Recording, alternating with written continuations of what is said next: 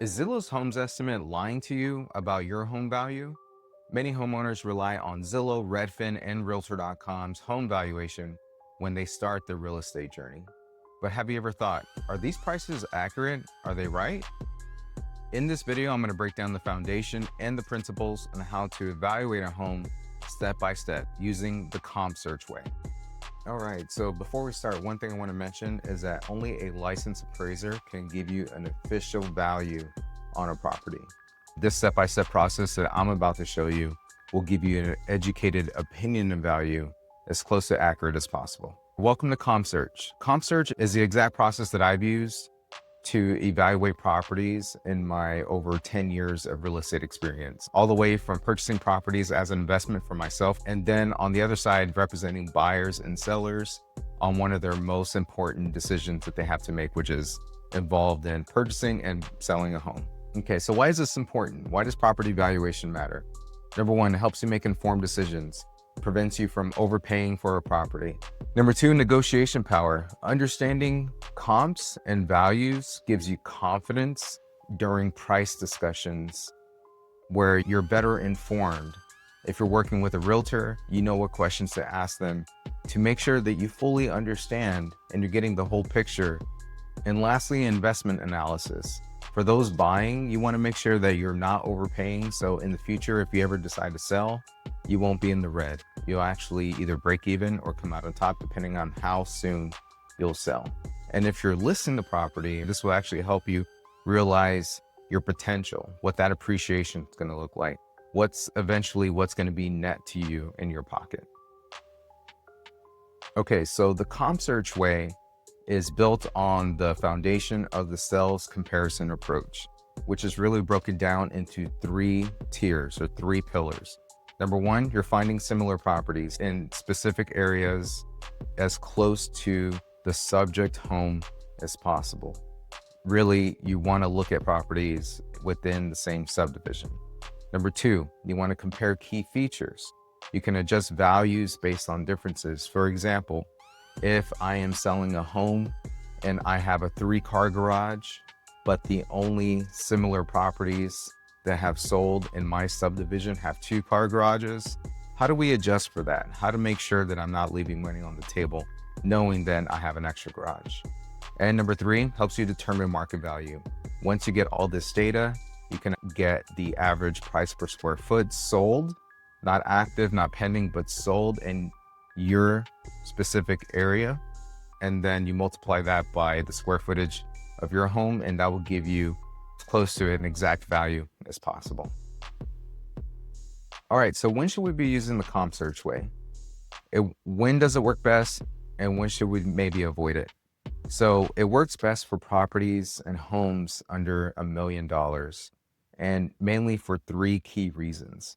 Number one, there's a lot more homes, there's a lot more data that's going to be out there that will give you enough comps to compare the property to. And secondly, specific to each subdivision, a lot of the features and a lot of the upgrades are going to be easy to quantify, mainly meaning you won't be coming across a lot of one-of-a-kind features within a home. And number three, the market activity is consistent. So you can consistently find enough comps, enough properties to have a really good comparison to come up with a good opinion and value. So when not to use it, properties over $2 million. And again, this is depending on certain areas, but the majority of the time, houses over $2 million are going to have more unique features that are going to be hard to quantify. So when it comes to not having enough data, there are other ways to determine value that's not the CompSearch way. Now let's break down the property criteria that we are going to use to start our search. So there are 4 main criteria to use. Number one is going to be recency. So recency means you want to look for properties that have sold recently, mainly in the past 90 days, that reflect almost the same size, style of your home. The reason why we want to kind of stick within 90 days is to reflect the best picture of the market condition at that time. As markets can change, you have a buyer's market, seller's market, or somewhere in between, and that could change all the way from monthly to quarterly every 6 months or so, which is why it's important to find properties within the past 90 days that have sold. And if you can't find sold properties within 90 days, then there is a way to expand that time frame slowly, again, to give you the best picture of that current market condition.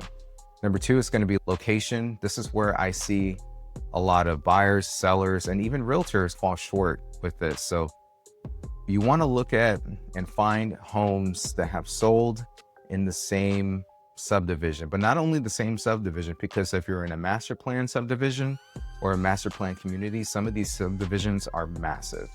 So mainly you want to look at the same section that your home is in without crossing any major highways, streets, roads, or even different school districts.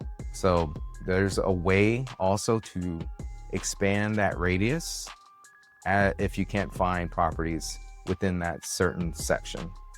Number three is going to be size. So you want to search for properties or homes that are plus or minus 10% of your property square footage. For example, if your home is 2,000 square feet, 10% of that is 200 square feet. So you want to look at 1,800 square feet to 2,200 square feet. And that will give you a good range to find those properties. And lastly, it's property type. If you have a one-story home, you want to compare your house to other one-story homes. Again, in that same section, in that same subdivision. If you have a two-story, same thing, compare it with the other two stories. If you have a home with a pool, you want to compare it to a home with a pool. Lots of times in my previous conversations with an experience working with sellers, they think just because their next door neighbor had sold for a certain price, that reflects the value of their home. And that could be more or less. And usually if they find that their neighbors sold the home for a certain price, they think that reflects the value of their home, which is completely not true. You want to make sure it's around the same size range. You want to make sure that it's the same property type. And the last pillar is property type, such as single family home to townhome, if it's a one-story or a two-story, if it has a pool or it doesn't.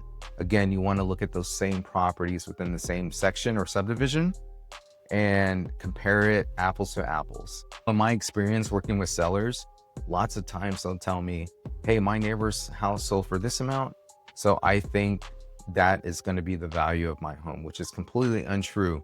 Next thing I know is the seller that I'm speaking with has a one-story home with no pool, and next door is a two-story home with a pool, or even a two-story home without a pool. And those won't give you a good apples to apples comparison to give you a good opinion of value. Okay, moving on. So what is the CompSearch process? So previously we talked about the criteria. So now let's use that criteria and then break it down step by step. So number one, you want to find your initial search. Again, you want to start with type parameters, mainly within a quarter-mile radius, but first of all, within the same subdivision in the same section, again, without crossing any major streets, highways, or boundary lines that will cross into another area. Again, you want to look at the past 90 days in terms of sold homes and same subdivision. Then what you're going to do is start refining your results. You want to filter by property type. Is it a one-story? Is it a two-story? Does it have a pool? Does it not have a pool? Is it a single-family home? Comparing it to a townhome, you want to compare single-family homes to other single-family homes.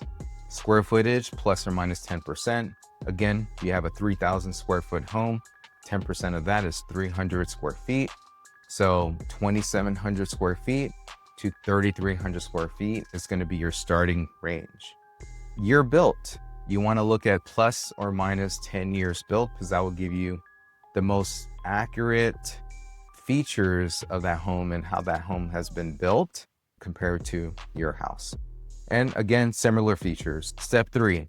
Now, after you've done step one and step two of your initial search, if you're not finding as many properties as you need, which I recommend at least 3 properties to 5 properties, no more than 6, then you can start expanding. So I would start with properties that have sold within 120 days. You can start expanding that, see if anything pops up. If not, then expand the radius a bit. And so if you don't have any results, then you want to expand the date range to 180 days. And if you find something, great, but if not, start expanding your radius just a little bit more. So you want to go slowly back and forth. Mainly, it's best to find properties that are still within your same subdivision, but go back maybe 6 months to 9 months. I've even gone back a year and then just adjusted my price depending on what the market was a year ago. But ideally, you want to stay no more than 6 months. And best case scenario, you find properties that have sold within the past 90 days. All right, lastly, you want to choose 3 to 5 properties that most closely resemble your subject home. Again, if you're only finding 1 or 2, and if they're the exact build, then you can use those. But if not, start expanding your search radius, and you can start expanding how far back these properties have sold. Okay, next is making adjustments. So if you find properties that most resemble your house within that certain time range, then great. But sometimes you are going to come across homes that have sold, but mainly have different features, or there's different nuances with that property compared to yours, or vice versa. So how do we adjust? If you are in an area or subdivision with retention lakes or water views, then the typical adjustment is plus or minus 15 to 20% of value. So if your house is on the lake, but all the other houses that I've sold in the past 90 days are not, or even in the past 6 months are not, then you can justify an adjustment on increasing the value of your home about 15 to 20% to make up for that lack of feature that the other houses don't have. Number 2 is major road proximity. So if your house is backing up to a major road and there's a lot of noise, it's a very busy road, and then you're going to have to adjust if you can't find other sold homes that are on that same road or on another busy road. You will have to adjust, reducing that value maybe about 5 to 10%. Again, these are rules of thumb. These aren't exact numbers, but these are just what has worked best for me and what I have seen other licensed appraisers do in their valuations. But moving on, so flood zone location. In our area, the Woodlands, North Houston in general, some areas are in a floodplain, some are not, and some are in a 500-year floodplain. So how do we adjust for that? So if your home is not in the floodplain, but the only sold homes in that specific subdivision are in a major floodplain, then you can expect to increase your value by 10 to 20%. And if your home's in a floodplain and the sold comps around you are not, then you will have to reduce the home value by 10 to 20% in coming up with the price. Extra garage space, again, this is just a rule of thumb, plus or minus $5,000 per space. So if you have a 3-car garage and the comps have 2-car garages, then you can increase your value by about $5,000. Whole home generators, and depending on the areas, these can be a really great asset. In our area, the Woodlands, North Houston, just Houston in general, we've had flooding, we've had hurricanes, we have big power outages. And some of these power outages can go on for a week or so, depending on how soon the utility companies can get that power back up. And so a lot of homes now have whole home generators that have been installed to power up their home throughout these outages. And so now these are big key features that buyers are looking for and will pay extra money, which would increase the value of that home.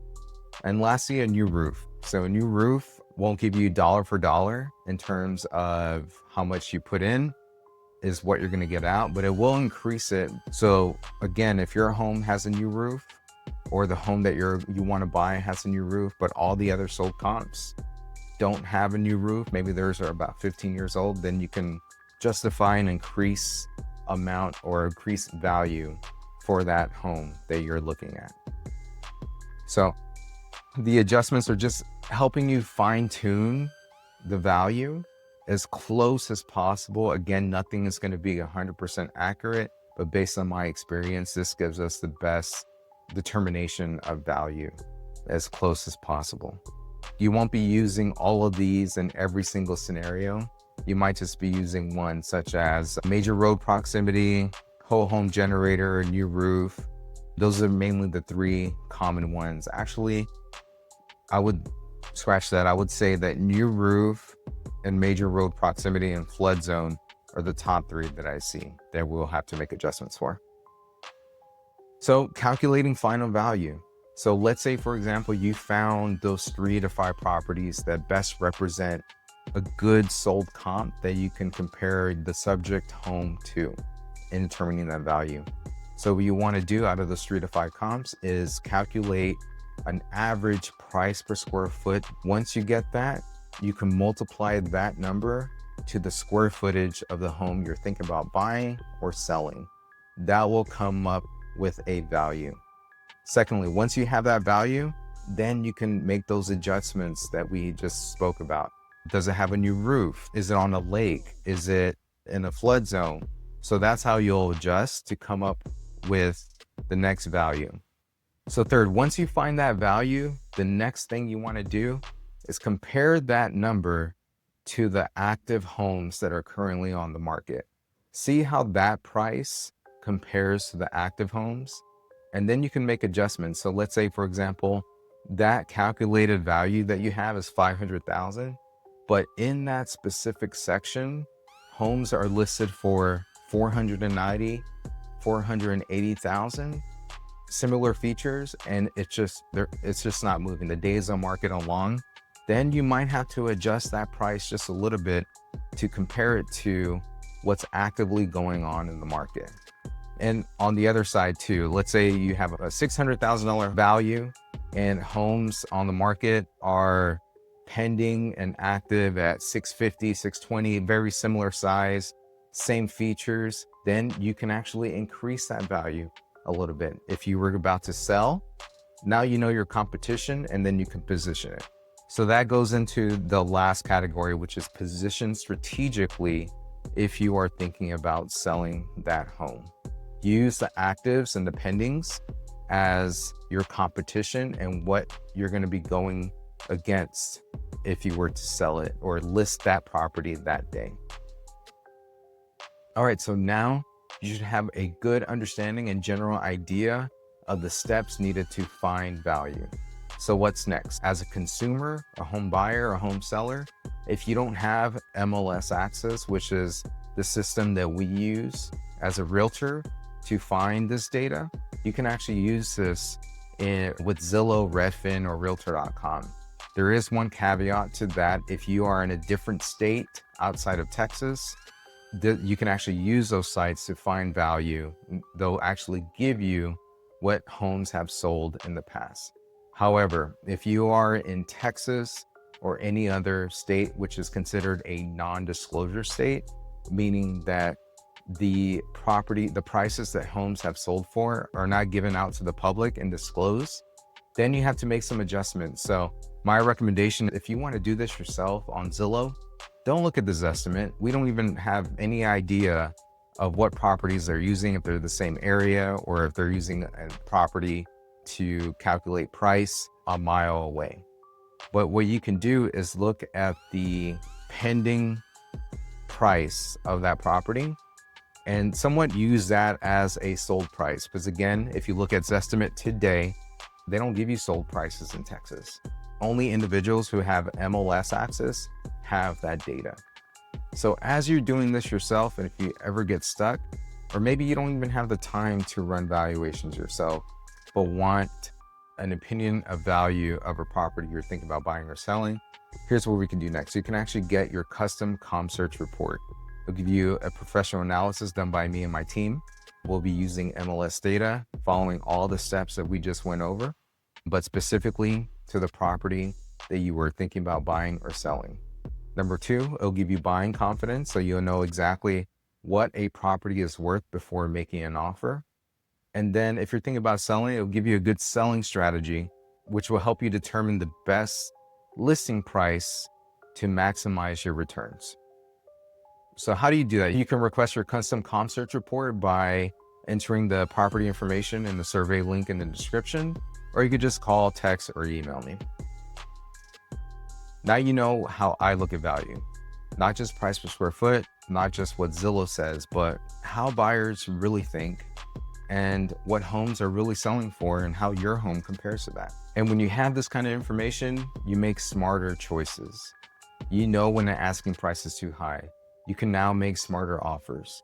And if you're thinking about selling your home, you can price it right, attracting multiple buyers, making multiple offers, which gives you all the power and leverage in the transaction. And this kind of clarity changes the whole experience. If you're tired of algorithms or being misled and you want a custom and detailed CompSearch report for a property you're thinking about buying or selling, then reach out. You can submit the property in the survey link in the description, or just give me a call or shoot me a text. Thank you for watching, and I'll see you in the next video where we will actually apply the same step-by-step process to evaluate a home for sale that just hit the market. I'll see you in the next one.